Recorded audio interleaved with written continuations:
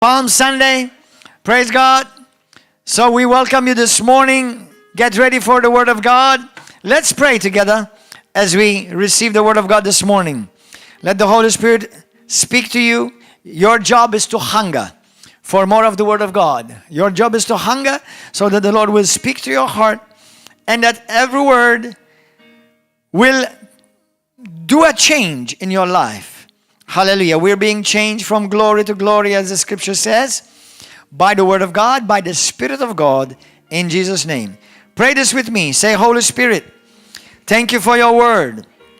I'm ready to receive the Word of God. And I thank you, Lord God, for revelation this morning, for impartation. I thank you, Lord God, that I'm going up higher today with you, Jesus. I believe that I will never be the same again as your word enters my heart. Teach me and bring revelation to my life. Lord, remove every form of darkness from our heart. Expose every lie that I have accommodated. And give me a hunger for you and for your word. Thank you for your anointing. Thank you for revelation. I boldly declare, I am what the Bible says I am. I have what the Bible says I have, and I can do what the Bible says I can do. In Jesus' mighty name, amen. Go to the book of Luke 11. Hallelujah. For the past few weeks, the past 3 weeks, I've been talking about the apostle and the apostolic church. For those of you who are not here, I would encourage you that you will go and listen to the messages that I've done in this past 3 weeks about the apostle and the apostolic church, and so that you will gain greater understanding. Now, it's been my experience, at least let me speak for Malta, because some nations have thought about this, but let me speak for Malta. It's been my experience that this is a topic that has not been covered by anyone that I am aware of. Obviously, I don't know everybody, but anyone or any church that I'm aware of, this teaching has not been covered in our nation. So, actually, funny enough, I said to you 3 weeks ago, don't be surprised if you start hearing people talking about it. And funny enough, this week I heard somebody mentioning something. So, which is good. It's fine. It's okay. You see, one thing is true, and this is a principle that in every subject. People cannot rise up to what they have no knowledge about. Do you understand? Christians cannot rise up to what they have no knowledge about. So you see, the thing is, if you want the church to catch something, they have to be taught it. So once it is taught, it can be caught. Amen? And once it is taught, then you can rise up to it and walk in it in Jesus' name. Do you understand? Hallelujah. So that's why I believe it's important to every one of us. Amen? Hallelujah. Now, the word apostle or the word apostolic. I'm going to say some statements today that to some may be uncomfortable. But if you love the truth, you're going to love every part of this. Because I'm going to give you ample of scriptures and principles from the Bible so that you will walk in this light. Amen? Number one, the word apostle. It means to be chosen, handpicked, and sent. Amen? To be handpicked and sent. The church, the work of Jesus Christ, is apostolic. Amen? Now, this week I was hearing a testimony. No, I should say I was hearing an interview that a brother sent to me here. And the word apostolic was heard. Have you noticed? It was mentioned. Apostolic. So, in our culture, our culture is predominantly Roman Catholic. In England is Anglican. In Greece is Orthodox. In Germany is Lutheran. In America is Evangelical. So, you've got different movements. Are you understanding? So, let me make a clause here. Let me make a clear clause. Number one, for you to be saved and to enter heaven, you have to have a relationship with Jesus. Amen? So, this teaching does not touch your salvation. Whether you believe it or don't, it doesn't touch your salvation. Meaning it's not putting because there's so much misinformation or lack of information in this teaching. But I do believe, as I said in the first lesson and the second preach and then now in the third one, that like the Bible says, that God works as in the beginning, so it shall be in the end. Okay, remember that Jesus Christ is coming for a glorious church. And if you want to have an idea what a glorious church may look close to, is going to be the beginning church. Amen. Full of power, full of zeal, full of holiness, full of love, full of faith. Amen. Because Jesus Christ is going to be married with this church, eventually called the bride. Amen. Are you understanding here? So, obviously, and while being loving, by being integral, being sincere, I believe truly that the only type of church that Jesus Christ built is apostolic. It's a kingdom church. Do you understand? Now, there are evangelical churches, and we are somewhat evangelical also, but not only. Because as you may know, there are evangelicals who don't believe in many things that are still in the Bible, and they don't believe in them. The power of the Holy Spirit, healings, miracles, casting out of demons, the offices of the pastor, the offices of the apostle, the prophet, they don't believe in that stuff because they believe many of those have passed away. But nowhere does it have any sign in the Bible that these things have passed away. Amen? So, yes, if an evangelical is born again, he has a relationship with Jesus, he's going to be in heaven. Even if it's a Roman Catholic, if he has a relationship with Jesus Christ, he will be in heaven.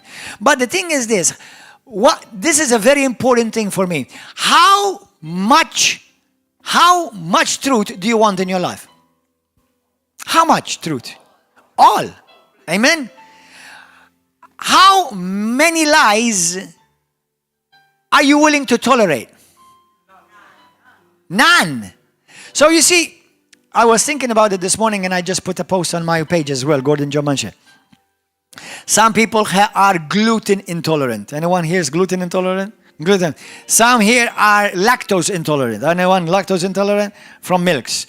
You know, I am lies intolerant. Amen? Anyone here have this intolerance here? Don't be healed from it in Jesus' name. Amen? So, I have an intolerance for lies. Now, some lies, sometimes we end up growing in a nation, in a culture, in a family, that we believe things that we don't realize that they're not the truth. We don't. But then once you realize, what are you going to do about it? Well, because I've always believed like that. But you've always believed the lie. Listen, there are nations that they've never even heard about Jesus. Some who have been brought up Muslims, some have been brought up Buddhists, some Hindus, Shintos. Well, that's all they've ever known. But you and I know that it's a lie, right? Because Jesus Christ is the truth, the life, and the way.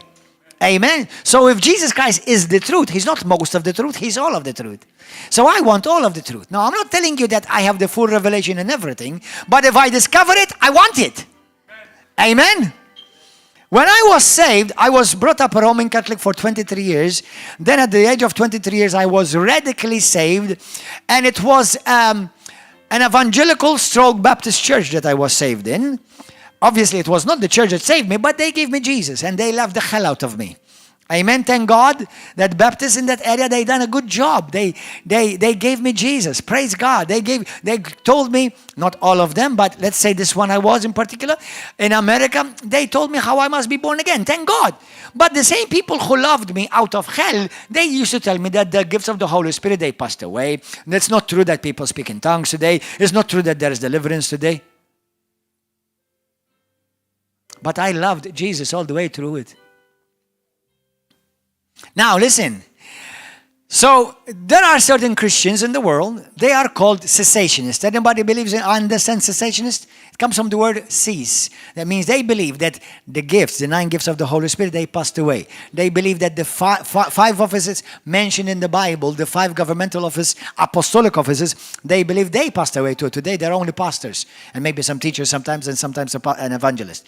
But the other 2 apostolic giftings, they think they passed away.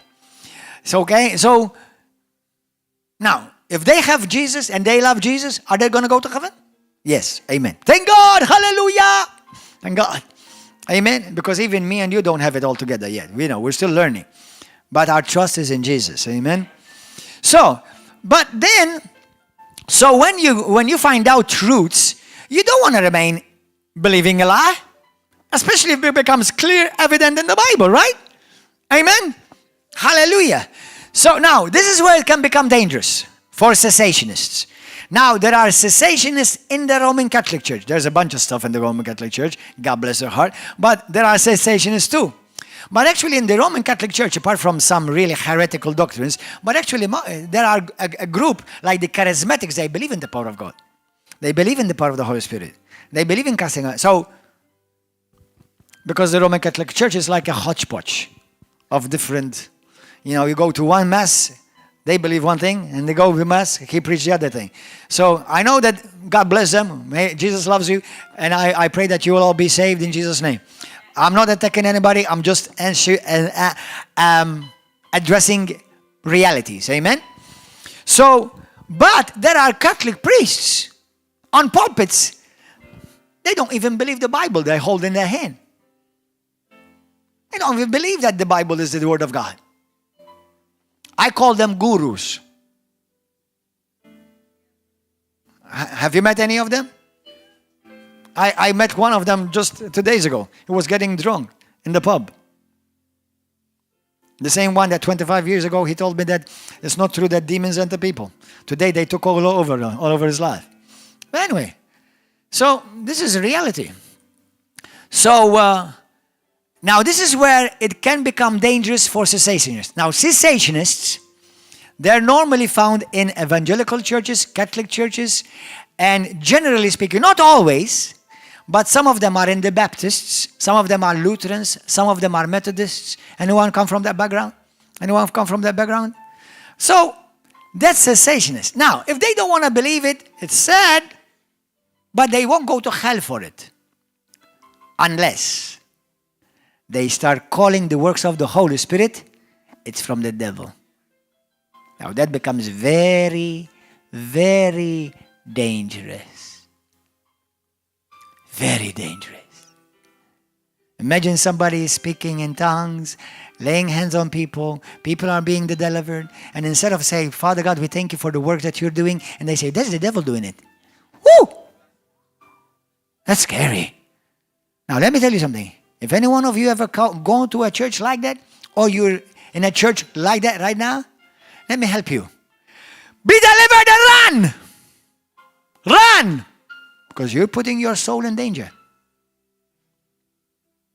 Jesus mentioned it's very dangerous to call the work of the Holy Spirit the devil. Very dangerous. So don't do that. If you see something, just, Lord, teach me. I don't know about this. Well, I'm not sure about this either. Let the Holy Spirit teach you. Be humble. Okay? Because that's a very scary sin. The Bible says it will never be forgiven. Not even purgatory. Now, I do believe, let me just remove any type of fear or scary stuff over you. I do believe it's very hard for a true Christian to commit that. Are you okay?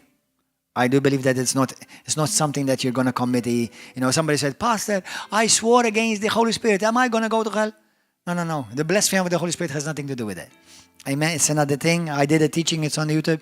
But so be at peace. If you feel still conviction in your spirit, if you still love Jesus, most probably you never committed that. Amen. Because anyone who's committed that sin, they don't have any conviction of the Holy Spirit anymore. Anyway, that would be another subject. Are you okay, guys? So I don't believe, it's not very common. I don't think it's very common that it's easy, but it can be done. As a matter of fact, I know of a story of a pastor who did it. And now it's on YouTube. He was a charismatic preacher. He used to preach about the Holy Spirit. Eventually, he started getting into certain areas of teachings where actually he started denying some very fundamental things of the Bible. The divinity of Jesus, heaven and hell, and even and he denied the Holy Spirit. And the testimony that Jesus tried to get his attention many times, but he kept ignoring it. He even gave him dreams. The last thing, he even appeared to him, but he continued to go against. Brothers, so listen, the Lord loves all his children. But you're not his child just because you're born in Malta or Germany or America. You're his child if you're born again. Amen? So once you're born again, stay humble, stay teachable. If you see something off, learn from it, learn not to do it, or learn to do it better. Amen? Hallelujah. Are you okay, guys? Yeah. Hallelujah. So go to the book of Luke 11. Luke 11. Hallelujah. Say, Holy Spirit, teach me. Thank you, Lord. Now go to verse 49. Look at the words of Jesus. 49.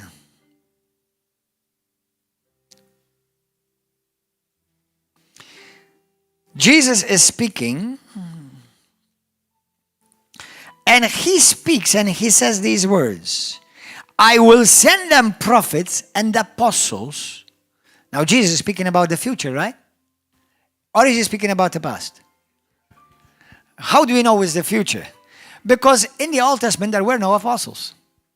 So it couldn't be in the Old. Now we know there are prophets in the Old Testament. In the Old Testament, quickly, let me tell you this. There were 3 offices. Everybody say offices. Ministries. Okay? These were the office of the king, the office of the priest, and the office of the prophet.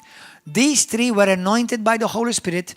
It didn't come and live in them, like they live in the Holy Spirit now in the Christians. He came upon them to give them for a specific time, a specific case, specific purpose. The Holy Spirit would come upon them, and they operated one as a king, one as a priest. The priest was always in the temple. The king who used to go out in the world. There's some really powerful revelation stuff to be taught about that applies to us today. And the prophet, the one who heard the word of God, who conveyed it to the priest and conveyed it to the king. So the only one in the Old Testament that could hear the word of God was the prophet. The prophet.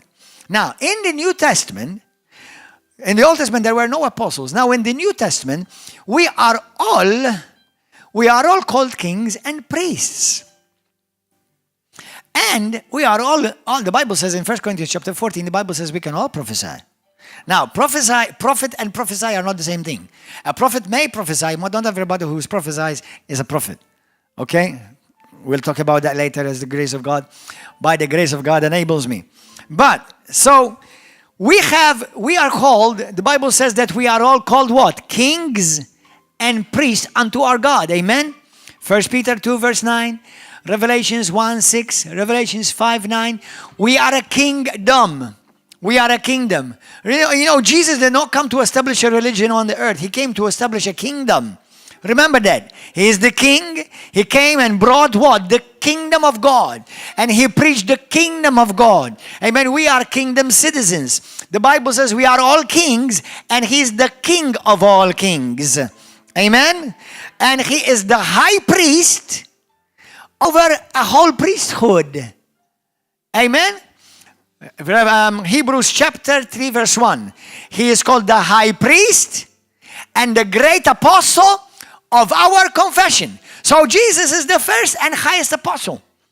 How many of you did not know that Jesus Christ was an apostle too? Yeah, Jesus Christ was an apostle. Remember, the word apostle means to be sent, handpicked and sent. Right? So the word apostle itself, so the word of God, the work of God, it's all apostolic. We are all, in a sense, it doesn't mean that we're all apostles, but in a sense, we're all sent. Okay? Jesus said to his disciples and to his apostles, he said, as the Father has sent me, I also send you. Amen? John chapter 20. I believe it's 21. But anyway, so we are a part of an apostolic work. Listen, brothers and sisters. I know, thank God, because of Jesus, many are going to be in heaven, only because of Jesus. But the only type of church that Jesus built is apostolic, not evangelical or Catholic or Protestant. Now, thank God that these movements have truths in them. Are you understanding? They have truths in them. They have truths. Okay? But I'm the type that I'm not satisfied with just some truths. I want all the truth. How many of you want all the truth? Amen. When you see it, you want it, right? So Luke 11, we see that Jesus said, I'm going to send them prophets and apostles. And he's talking about the future. Now go to the book of Ephesians, chapter 4. Amen.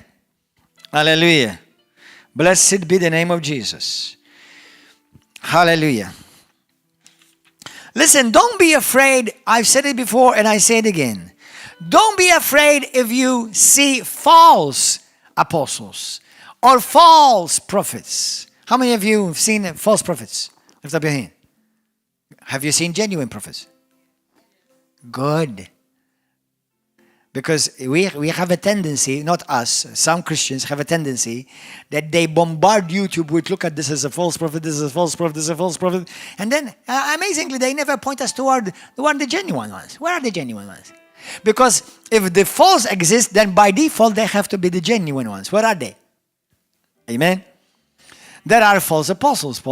Jesus speaks about that even in the book of Revelation, chapter 2, and also in 2 Corinthians chapter 11. Jesus speaks about there are false apostles who masquerade themselves as servants of Satan. Okay, they come as angels, servants of light, but actually they're servants of Satan. But let me tell you this. Let me help you. Okay, let me help you. There are false Christians too. Amen. Paul speaks about false brothers and sisters. Now listen, just because you make a mistake, it doesn't make you false, okay? It just makes you human. Now, I'm not telling you to excuse. Now, if you've made a mistake, repent from it, get over it, and move on. That's it. Amen? But what I'm saying is this, because obviously I repeat this many times because it's one of the things that I hate the most. And what you hate reveals what you've been born to solve. So I hate this. I actually detest it. I abhor it. It really grieves me, and I really believe it grieves God when I see Christians attacking other brothers and sisters. Listen, there is no false apostle or false prophets in the Bible that lift up Jesus. I hope this is not new, right? So, be careful whom you call false. Because a false prophet will never magnify Jesus and lead people to Christ to be saved. Now, he may have messed up in some area, but haven't you as well? We've all messed up, right? Now, I'm not telling you to excuse wrong. Repent from wrong. Amen? But be careful whom you call false. You may be judged by God for that. Be careful whom you call false. Amen? So, let's avoid attacking brothers and sisters. You know, when I see brothers and sisters attacking, I honestly, you know what I want to do? If they're my Facebook friends, number one, I am a friend. Right away! And I will want to have nothing to do with them. Now, if they're addressing a doctrine, a teaching, that's fine. But don't attack a man or a woman of God. We already have enough enemies in the world. Hello. Is anybody understanding something this morning? Amen. And the devil loves it when he sees Christians attacking one another on YouTube and Facebook. Why are you so dummy, some of you guys? Not you. No, not this church. We don't do that. And if I see anyone do that in this church, you're going to get a good chunk of attention from me. Amen. Don't do that. It's not the heart of the Father. Remember that. Listen, no matter what denomination a true Christian may live in, God loves him. That's his child. Don't touch the children of God. Now, I'm not telling you they're called right, they're wrong. No, I'm not telling you just agree with the wrong. No. You know, I address many wrong teachings, but I never attack a man or a woman. Never. Never. Amen? Hallelujah. Praise God. Do you see Jesus doing that?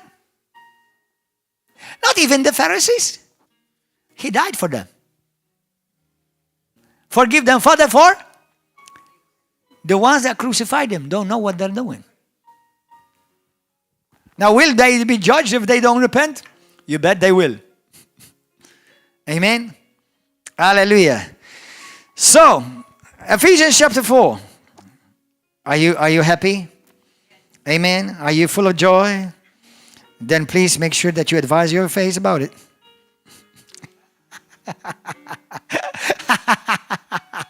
Now, your face is full of joy, sister. Hallelujah. Praise God. Amen. Praise God. Okay. Now, verse 11. Now Jesus himself, this is a New Testament, gave some to be apostles. Everybody say some. Not everyone. Some. Some to be apostles. Some prophets. Some evangelists. Some pastors. Some teachers. Now, let me say something lovingly. And I honestly, I truly, I love people. Now, hey, listen, how can you say you love God and not love people? I'm not saying that you love everything they do, but you have to love people. Amen? Because Jesus loves people. God so loved the world. He didn't say God so loved what the world does, but God so loved the world. Amen? But, you know, in the Roman Catholic religion, do you find any of this? Do you find any of these offices? Because everyone who ministers in a Roman Catholic altar, they all call them priests. Don't be shocked. Well, be shocked, but slowly.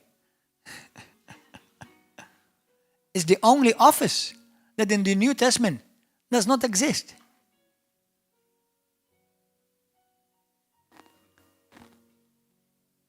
Because priest, the office, not the people, priest, the office, ended with the law, ended with the old covenant.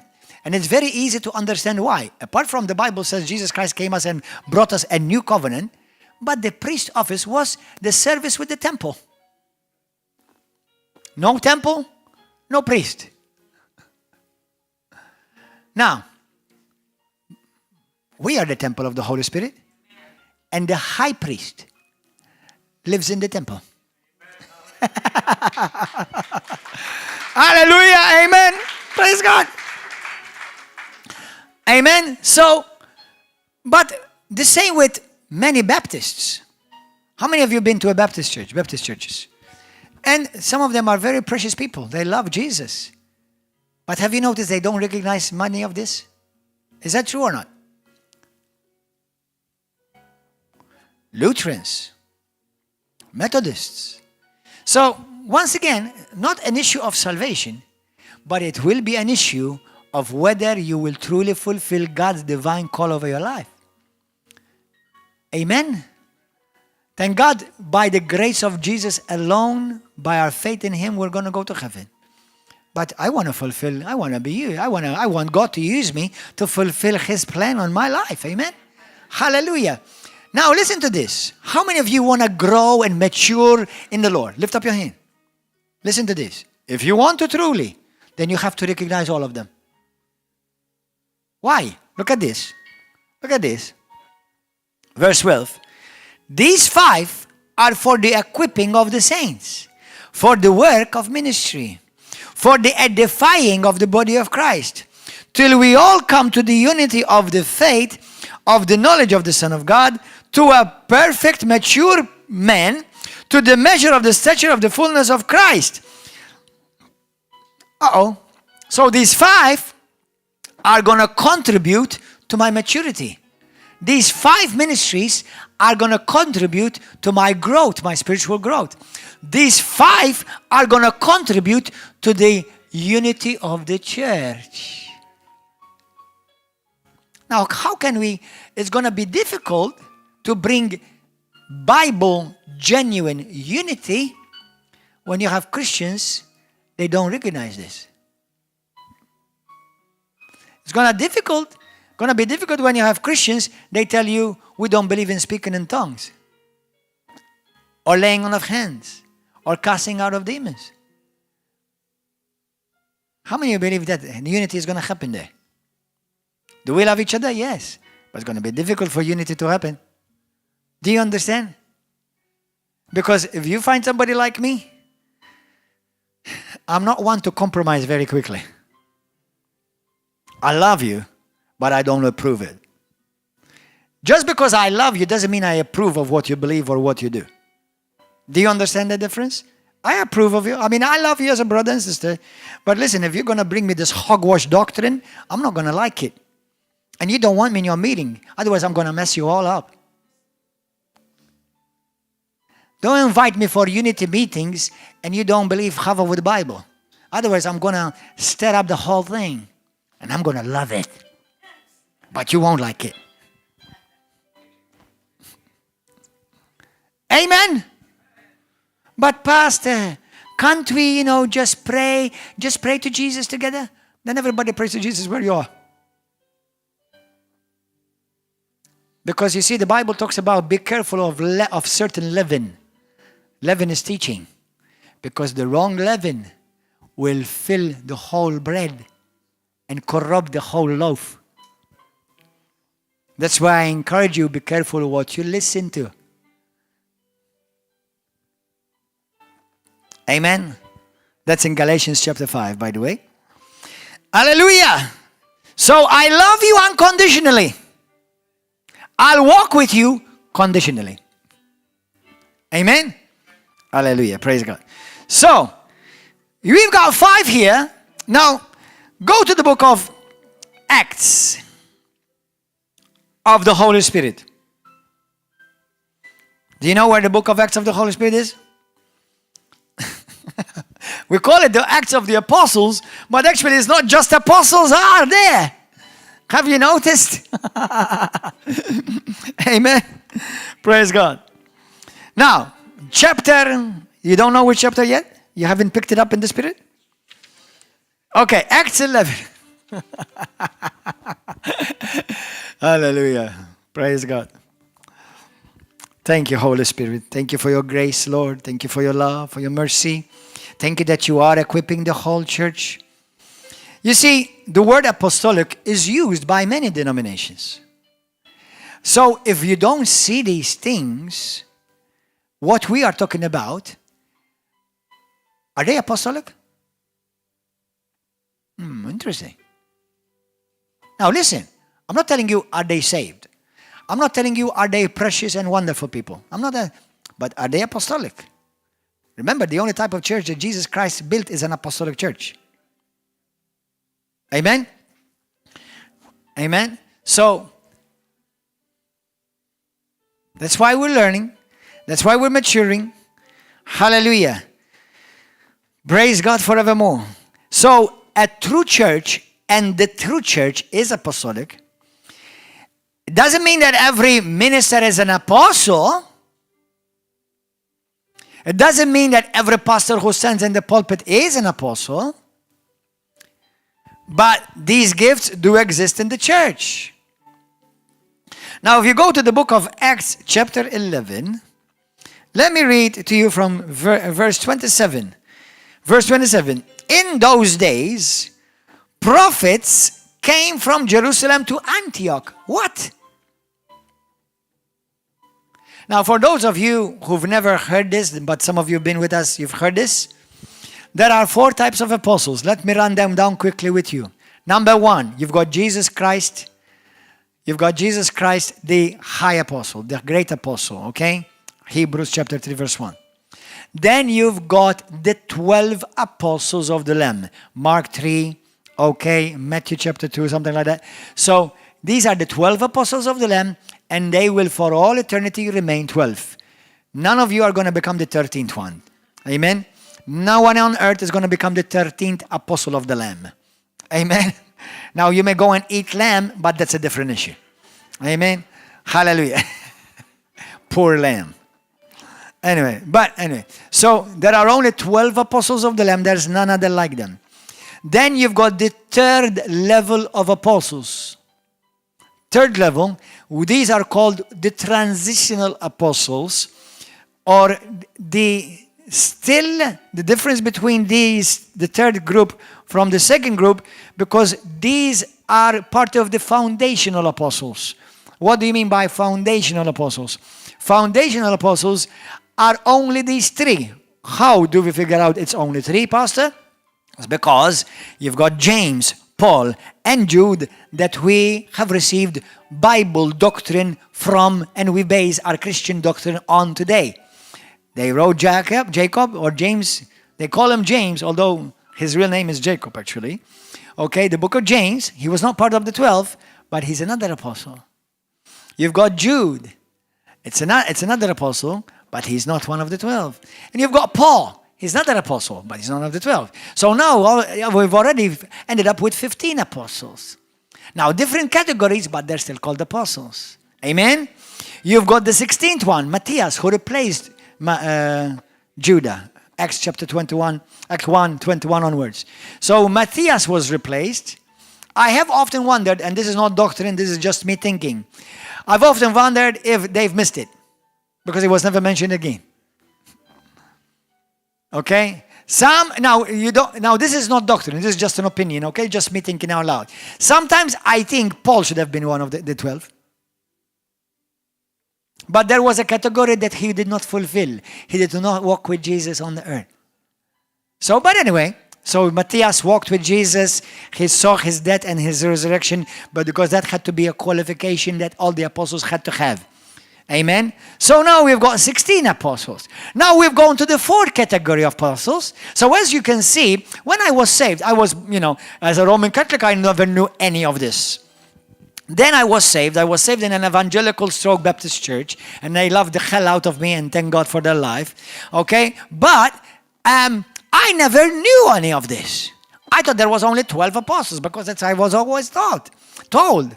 So when I found out that Jesus was an apostle, I could accept that. The 12, I knew that. The three part, there are more. I didn't know there were more. And then ended up being 16 already.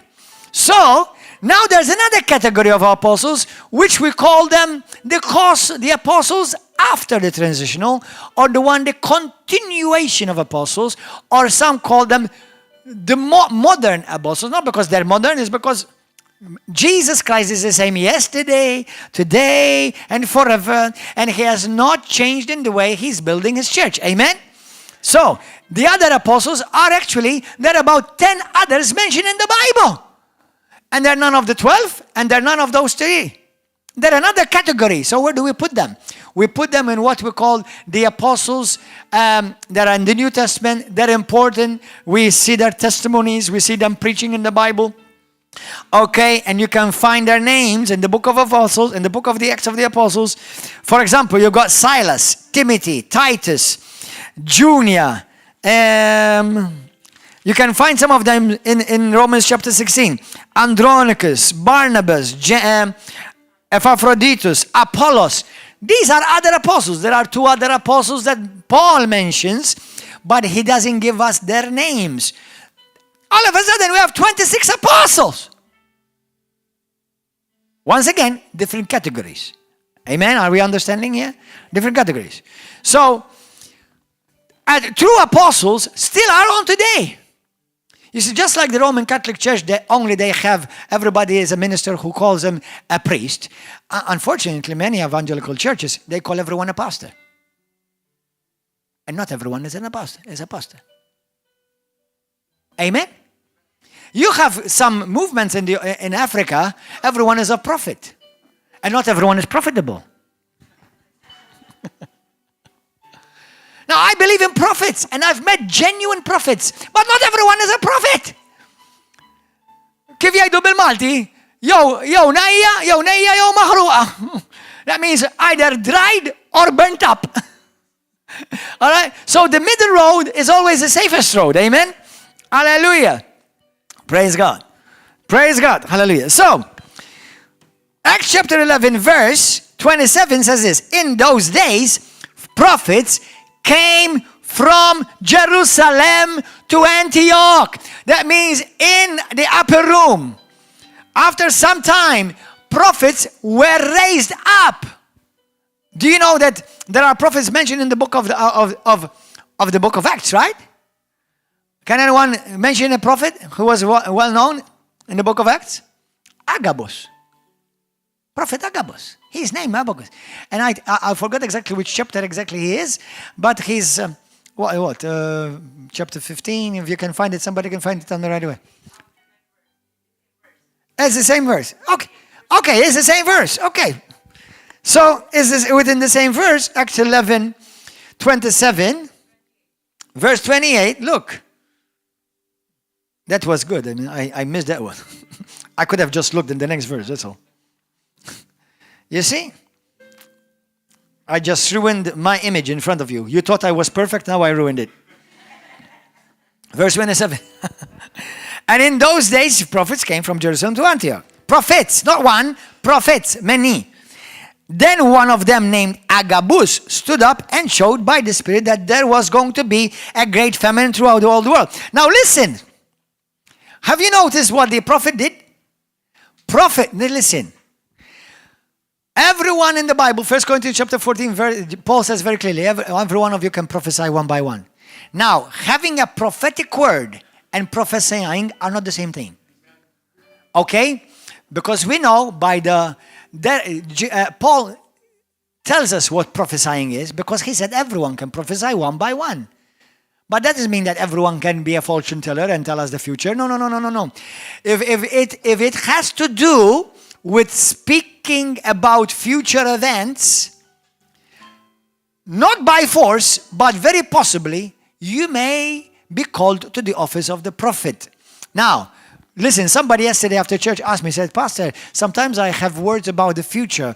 Is it possibly because I may be growing as a prophet? Could be. But don't rush, okay? Why? Because the word of knowledge also is concerning the future. The word of knowledge is the present and the past. The word of wisdom is concerning the future. One of the gifts of the Holy Spirit is called the word of wisdom. The word of wisdom is God's wisdom concerning a future event. Now, but it's different still. So in the prophets in the New Testament, they can prophesy about future. We're seeing Agabus. Amen. Now, some evangelicals don't like that. They say, well, the prophets of the Old Testament are different from the New Testament. Listen, I do believe there are certain differences. But prophets in the New Testament, they can still prophesy future. Amen. Now, be careful. And if you meet somebody that constantly prophesying your future, because becomes fortune telling, and it can be very easily manipulative and becomes demonic. I'm not telling you to throw away the gift of prophecy and the discerning of spirits and the word of knowledge and the word of wisdom away. Don't throw it away, because just like there is the false, there is the genuine. Amen. And don't operate in fear. Never.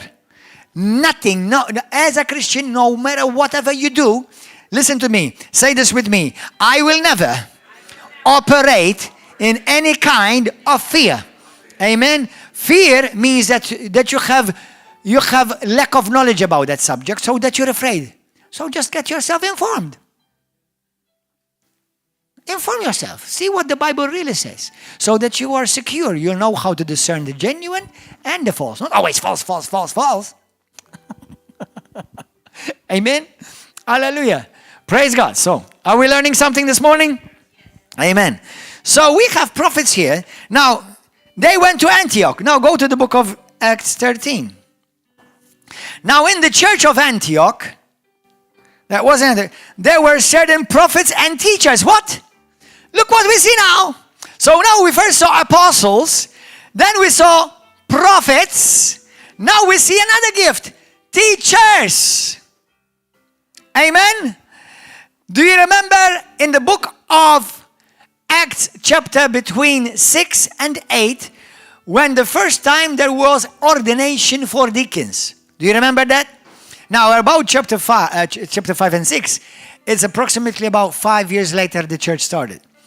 Acts chapter 10 is about 10 years later started. So now we are talking about 10 to 11, 12 years later that we are seeing. This is not something that was just a few days later after Pentecost. This is talking about years later after Pentecost. That years later after the Holy Spirit came, the Holy Spirit started building these ministries in the church. And years passed, and we're seeing that these 5 being established in the church. Now, obviously, it was a big church, because if you're a church of 5 people or 10 people, and you already have an apostle, a prophet, a pastor, and a teacher, an evangelist, and just a church of 5, guys, the only office you're walking in is the office at home.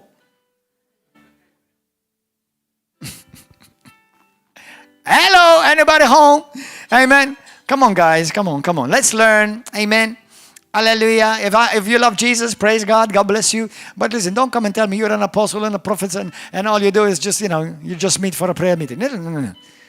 Apostolic is actually the government of heaven established on earth. I'll say that again. The word apostolic and the work apostolic is heaven's government being established on earth.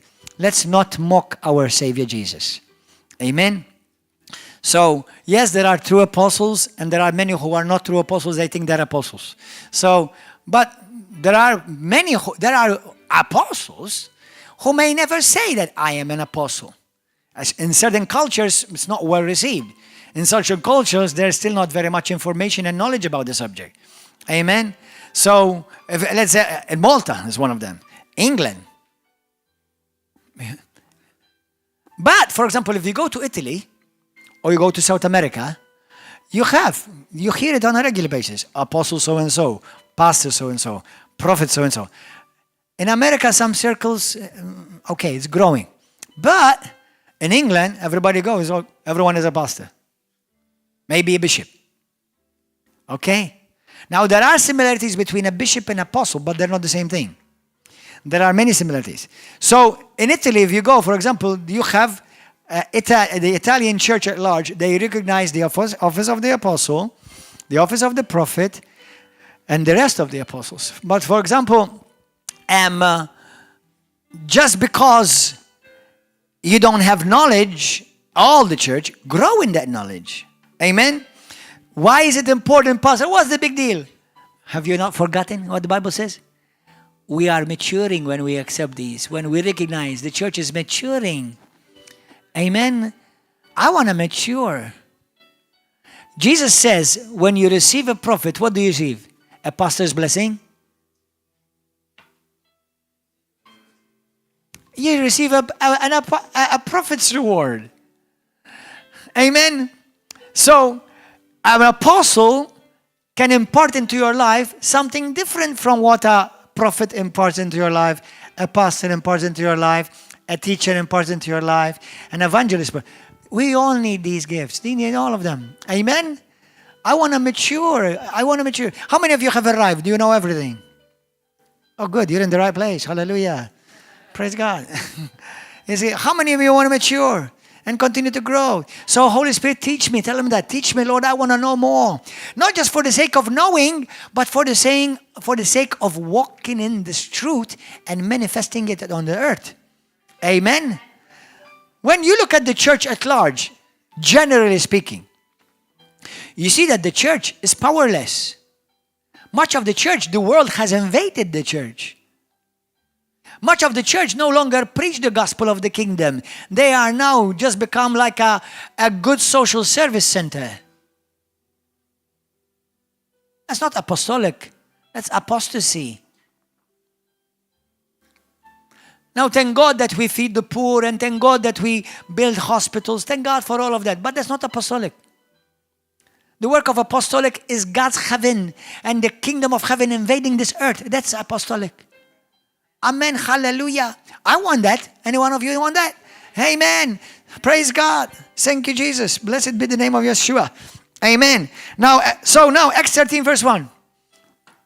Now, in the church that was in Antioch, there were some prophets and teachers. Barnabas, Simeon, Lucius, Manaen, and Saul. Notice that Saul, who's Saul? Have you ever noticed this? This is Paul before he was released an apostle. You know, when I was in the beginning of my walk with God,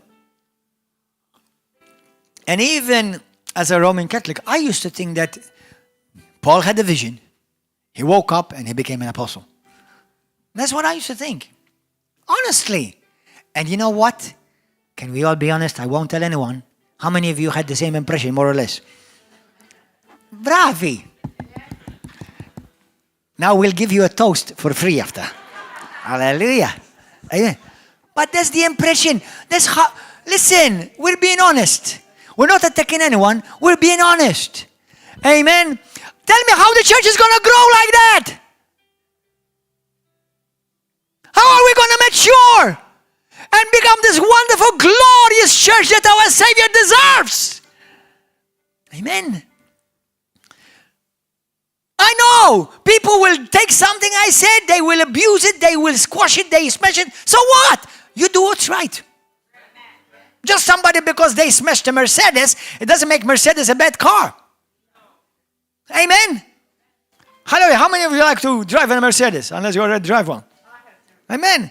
How about of you would like to drive a Ferrari? Hallelujah. Amen. If anybody feels generous today, I'm open. But we've seen Ferrari smashed, right? On TV, in real life. So does that make the Ferrari a bad car? Exactly. So every good thing can be abused. But if the church of God matures, every good thing can become utilized to build the body of Christ. Amen. Hallelujah. Praise God. So, blessed be the name of Jesus. Now I want you to notice this. Verse 2. As they ministered to the Lord and fasted, the Holy Spirit said, now separate to me Barnabas and Saul for the work to which I have called them. Who called them? Who called them? Come on. Jesus called them, or the Holy Spirit called them. Just because he called them, did they just leave? They didn't just leave the church because, well, I received a calling from God. As a matter of fact, they never left the sense in the church. They were set apart for a work that they had to accomplish, but they never left the church because they came back to the church, back and forth. Okay, just like when I was released and I was sent, not just went. You see, if you're going to be a true apostle or any true apostolic work, every true apostolic work, number one, you get called by the Holy Spirit, yes. But the Holy Spirit will never skip the authority that himself has established. Otherwise, it's confusion. It's diabolical. So the Holy Spirit spoke to the leaders of that church and told them, I call them, but you separate them. I call them, but you send them. Apostolos, them. Do you understand? And what do we have in Malta? And many nations, America, England. Church is split. A leader takes a bunch of people and start a church because I have a calling. Are you sure God called you? Or was hell calling you and to bring more pain into the body of Christ? Now, people may be still saved, but the man who started that type of work will be judged. I'm not telling you he'll go to hell, although I can't imagine anybody go to heaven in rebellion. Can you imagine somebody going to heaven in rebellion? So, anybody, now listen to me, Church of the Living God.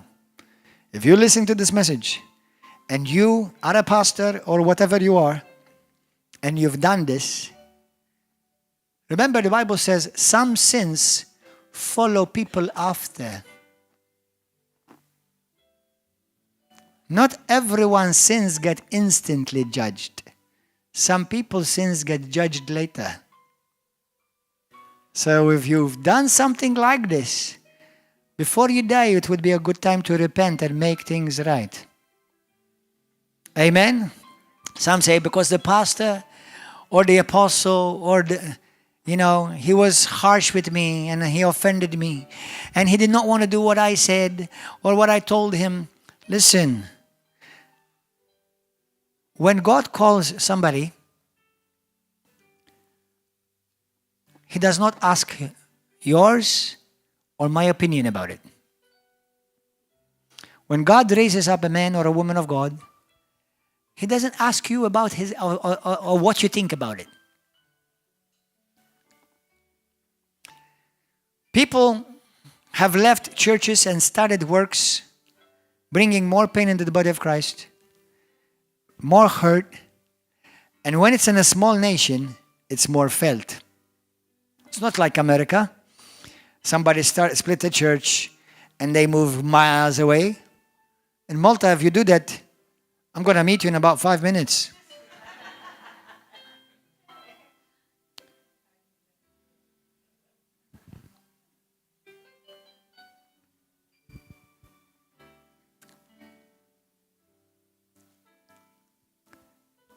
The bride needs a lot of healing. Now, you may have been genuinely hurt by the pastor. He may have genuinely hurt you. But does what you are doing justify you before God?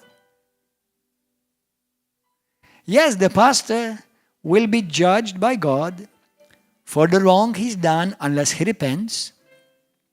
Now, I want you to keep aware that most of the wrong that we do, we don't even realize we're doing wrong. Have you ever realized that?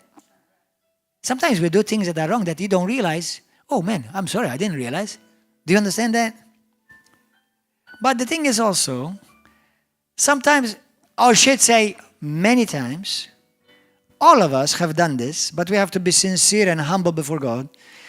We think that he hurt me, they hurt me, she hurt me. Have you ever said to yourself, I hurt her, I hurt him? Why is it they hurt you? Have you possibly considered the possible far-fetched idea that you may have been the one to hurt them? Now, I know no pastor, no apostle, no prophet, no teacher, no evangelist that is perfect. None. I know you are River of Love. You're perfect here. So I'm not talking about any of you. But have we not all messed up, made mistakes, and we wanted the grace of God and the mercy of God? How many of you're grateful for the mercy of God? The Bible says, let us come to the throne of God's grace with boldness and confidence, so that we may, as Christians, obtain what? Mercy. Gordon Jones Manchè needs mercy every day. Now, my heart is not for evil, but I find out that I still mess up. I believe none of you, your heart is for evil. But do you mess up? How come? You're such a man of God and a woman of God. How come you messed up? Because we still live in a body. This body is not redeemed, brothers. Our spirit is redeemed, born again. Now, I'm not telling you to excuse yourself, say, well, because I live in a body, Pastor. You know. Okay? Still mature, deal with it. We all have, can I be crude with you? We've all got some caca to deal with. We all got some caca to wipe every day.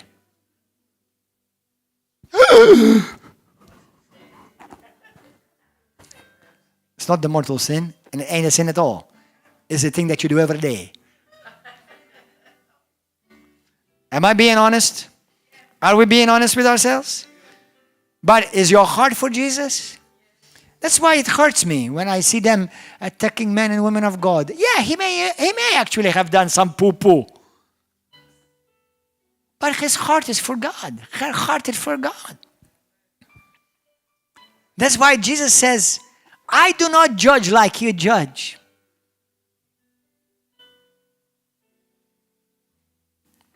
Amen.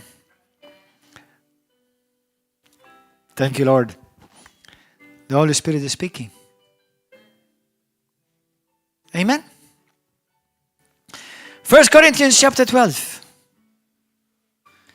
Now, did you notice in 1 Corinthians, in Acts 13, 1 and 2, that Paul and Silas, actually before he was called Paul, Saul, did you notice that Saul was a teacher and a prophet? We just read it. He was a teacher and a prophet. But then they became apostolos, sent. Every true apostle is sent. And every true apostolos is a son and a daughter who have grown in the Father's house. serving in the Father in his spiritual Father's house. The Father's house indeed, and the Father's spiritual Father. And a time may come where you may be set apart for a specific work. Sent. And all of these 5 are sent, not just apostles. But they were eventually called apostles because the work that they were sent to accomplish was the work of an apostle. Amen? So, for those how many of you have heard people say, well, I don't like titles. Have you ever heard of this? Have you ever said this yourself? Now, punish yourself, hang up from a rope, down, and just, you did something very terrible. No, I'm just joking. Listen. Apostle is not a title. Apostle is a work description. Teacher is not a title. It's a work description. Pastor is not a title. It's a work description. Once you're set apart, God will build you in the gift that you have that more accentuates in your life. And listen to another thing. Every minister and every Christian is different. And every apostle is different. Every prophet is different. I know prophets that I listen to, and they operate very differently. But they are genuine prophets. There are prophets to the world. There are prophets to the church. There are prophets to nations. There are prophets over a specific nation, like an apostle. An apostle could be an apostle will always be sent for a specific people to a specific place with a specific message, the gospel of the kingdom of grace. Amen? Hallelujah. Now, 1 Corinthians 12. Are you enjoying this, boys and girls?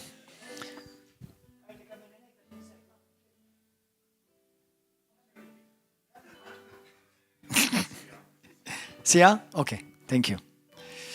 All right, so 1 Corinthians chapter. It's amazing when I get up here, I lose time. I step into eternity. 1 Corinthians 12.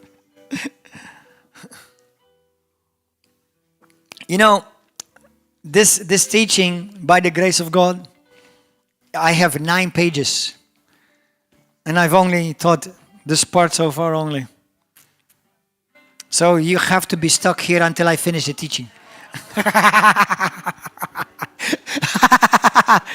You're under house arrest.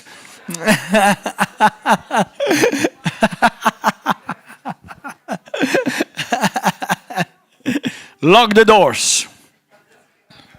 Hallelujah. Praise God. Jesus is so good. Have you ever noticed how good he is? How gracious, how patient.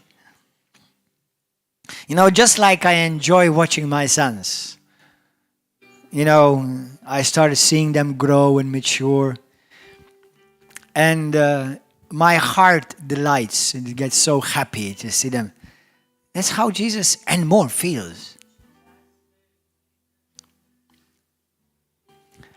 And Josiah and Micaiah, they are so uniquely different from each other. But they're so uniquely precious to me. So is Jesus. So are each one of you. We're all different.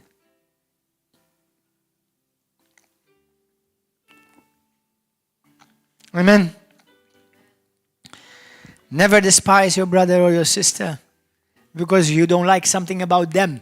I know we're challenged, but that's why we're called to walk in love and in faith.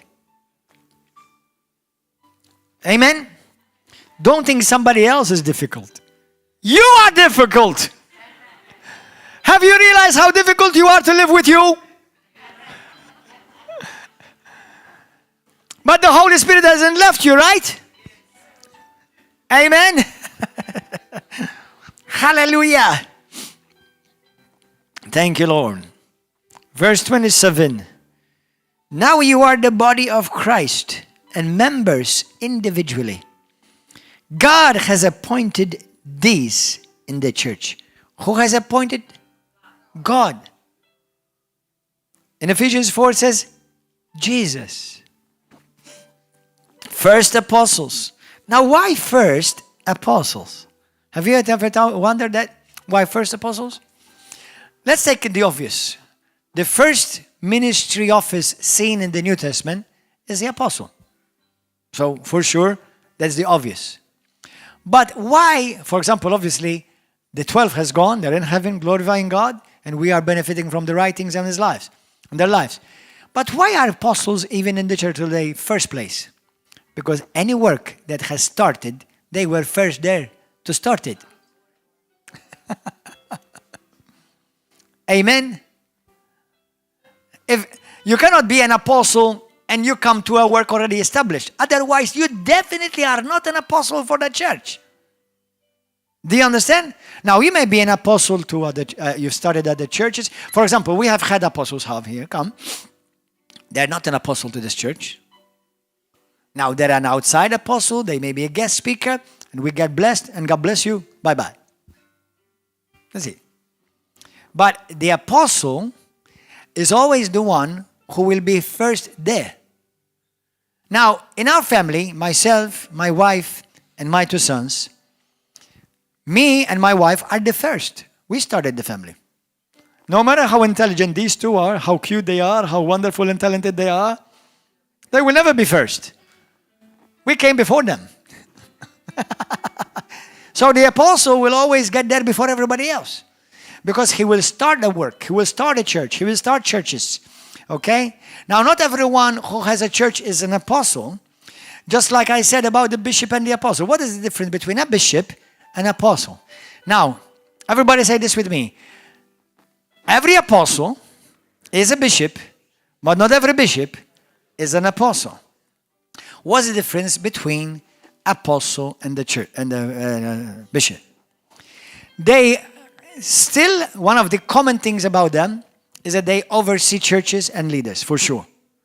But the unique thing that is a gift, this particular one detail, no other of the ministries have it.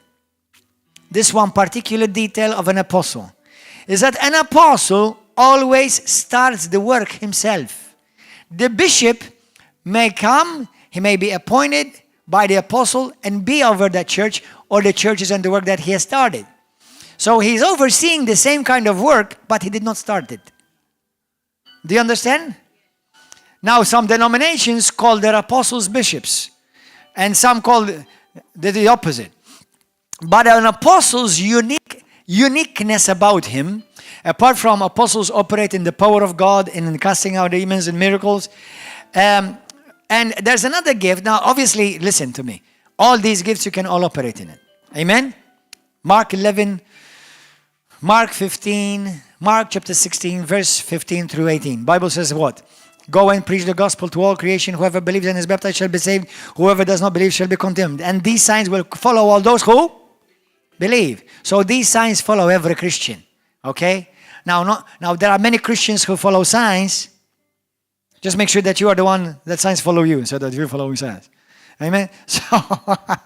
So signs can follow you too, as a child of God. And then if you continue to grow and be rightly rooted, grow rightly, be plucked up rightly, the gift will make room for you, like the Bible says.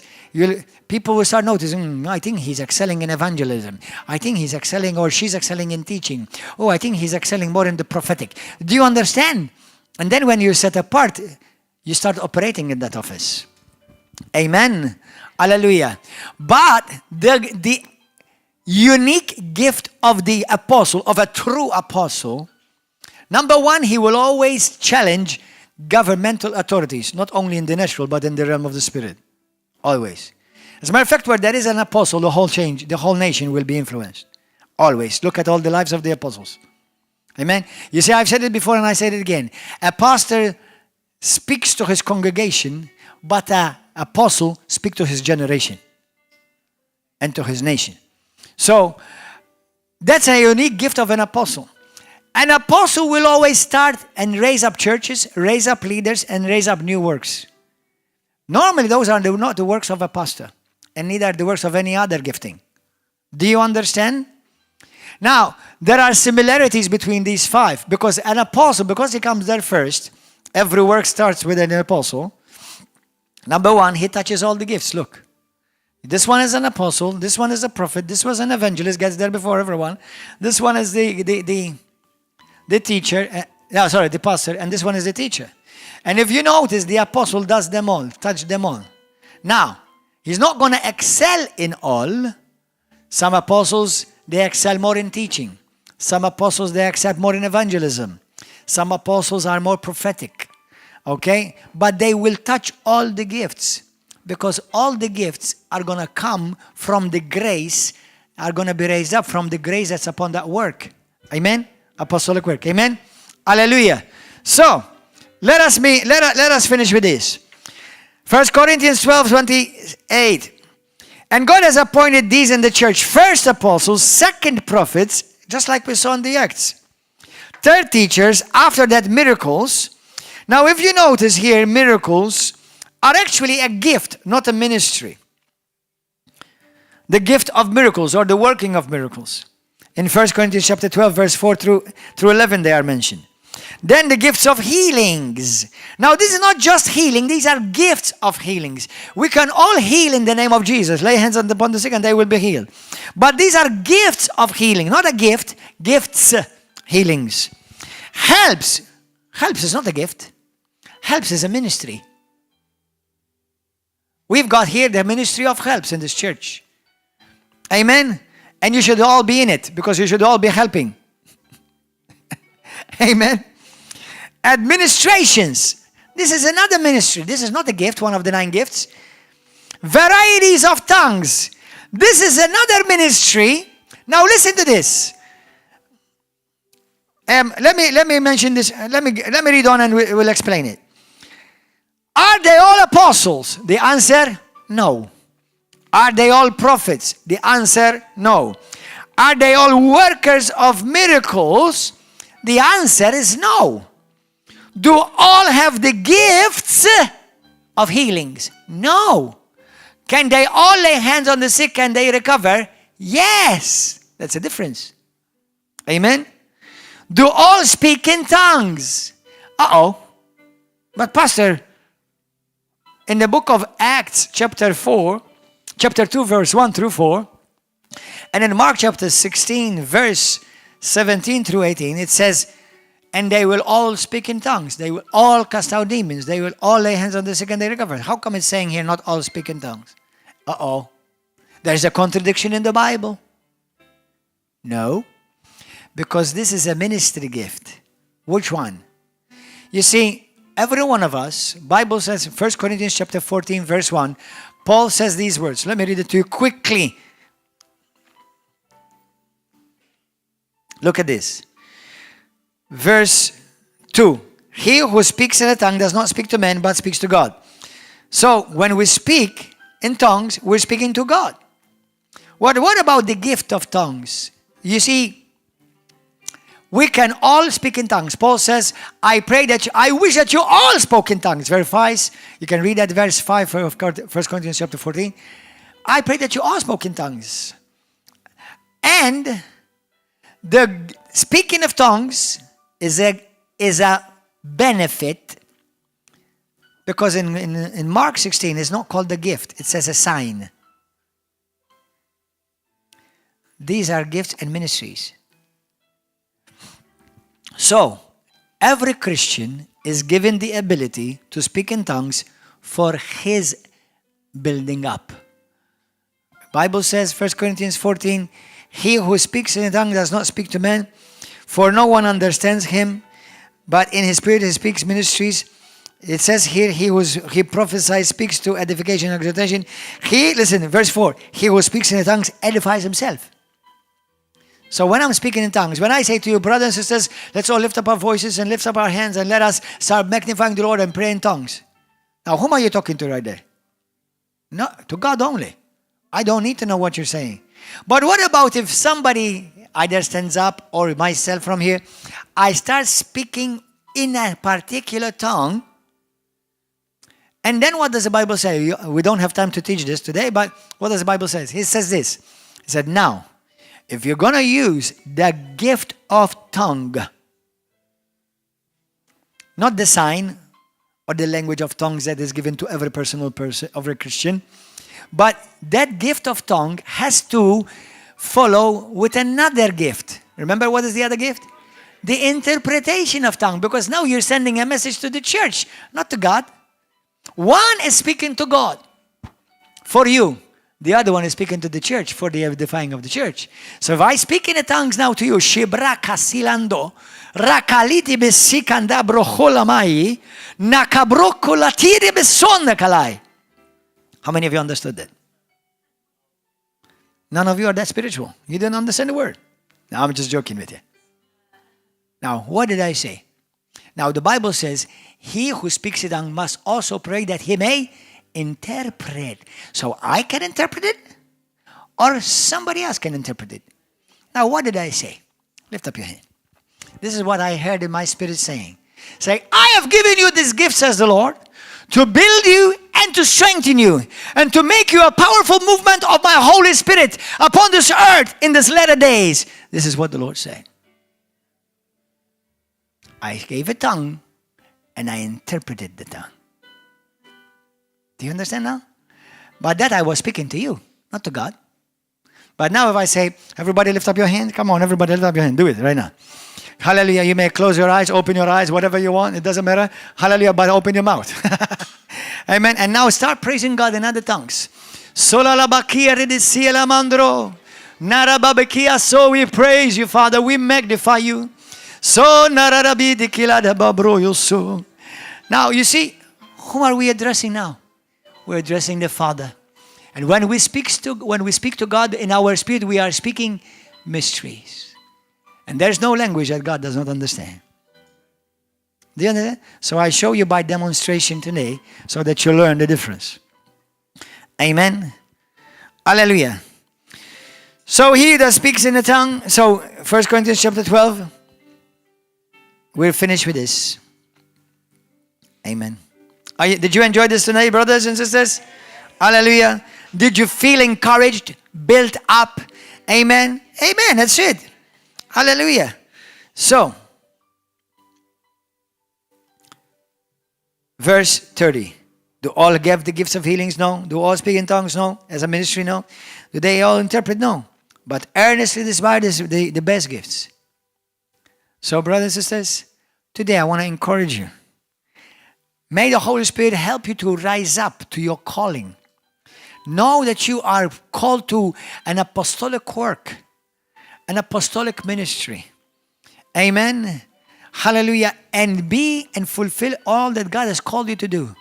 If you are part of this family, plug in, do courses, get discipleship courses, learn, be trained up. A time will come where you will be set apart. Every year we set people apart, deacons. The deacon's job is in the local church, and you should all be doing work in the local church. But then once you're set apart, you can also be set apart for work, not always, for work outside the church. Amen? Hallelujah. You happy? Hallelujah. Let us sing the song. I'm H-A-P-P-Y. How many of you know that song? Have you ever heard that song? I'm H-A-P-P-Y. Oh, you're missing out, guys. Where have you been living?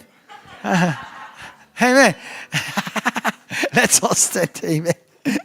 Amen. It's true, eh? There's a song. It's called I'm H-A-P-P-Y. Amen. It's an old song, I think, in the 80s. Hallelujah. Praise God. Praise God. Lift up your hand. Let me pray for you right now. Father God, I want to thank you for your grace. Lord, I'm grateful for the grace to be able to impart this to your church here in Malta and all over the world, wherever it's been followed. Lord, your word says that the gift of the apostle, the gift of the prophet, the evangelist, the teacher, and the pastor, they are ministries given by Jesus, by God himself, to equip, to mature the church, so that we will all come into the unity and the fullness of Christ. Lord Jesus, everyone who is receiving this grace and this teaching, may they come into the fullness of Christ. Hallelujah. And if there be any area that is lacking, Lord Jesus, fill it up with your Holy Spirit. Fill it up with the revelation of your word. Lord Jesus, we can enjoy these wonderful ministries and gifts because you paid a high price. You died on the cross, you shed your blood, and you were buried, and on the third day you rose again. And because of all that you've done for us, today we can enjoy getting to know you, walking with you, gaining understanding and revelation of these wonderful truths of the kingdom. Grant each one of us hunger and thirst for more of you, Lord. And continue to build your church upon this earth. May the government of heaven invade river of love. Malta, Gozo, Pakistan, Uganda, Kenya, Italy, America, and all the nations that you have entrusted us, O Lord, with. May this grace fill your church, Father, that we will not walk in fear, but we will walk in knowledge and security, knowing, Lord God, that you are building us, that we may bring you glory and honor to the fullest measure until we're on this earth, until you call us to be with you. Thank you for your grace. Thank you for the cross. Thank you for loving us, Lord. And Lord, if any one of us, if we've ever attacked a man or woman of God or criticized them, Lord, we had no business doing that because they are your children. They are your people. And you love each one of your children, Lord. Forgive us when we've done that. Even if they're in a camp that we don't agree with. But if they have Jesus, if they love you, then they are your children, Lord. So we bless them. We bless them all. And may, as you are blessing them and growing them, continue to grow us, Lord. Not for the sake of knowledge itself, but for the sake of knowing you more and walking in your truth more. In the mighty name of Jesus Christ. Now may the apostolic grace, the prophetic grace, the evangelistic, pastoral and teaching grace come upon you all. May the Holy Spirit raise you up all in the mighty name of Jesus Christ as you are planted in the house of God, serving Him with a full heart. And if you miss it in any area, know that the precious blood of Jesus cleanses you from all sin. Hallelujah. That He loved you and He chose you and He called you. Before you even believed in yourself, He believed in you. Hallelujah. If there's anyone here in this place, and you say to me, Pastor, I want to give my life to Jesus today for the first time.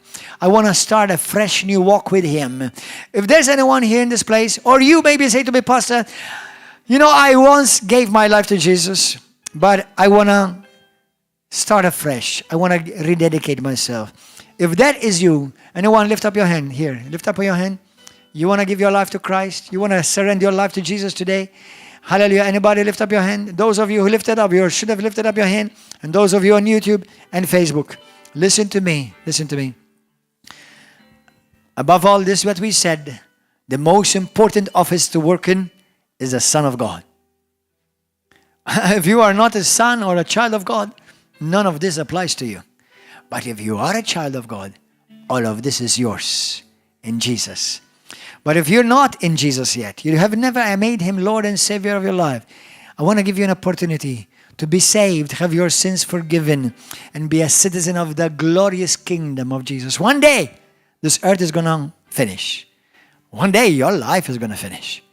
But from this life, your soul will be taken somewhere else, either heaven, if you have Christ, or hell if you reject Him. So today, why don't you ask Jesus to come into your life? If that is you, say this prayer with me.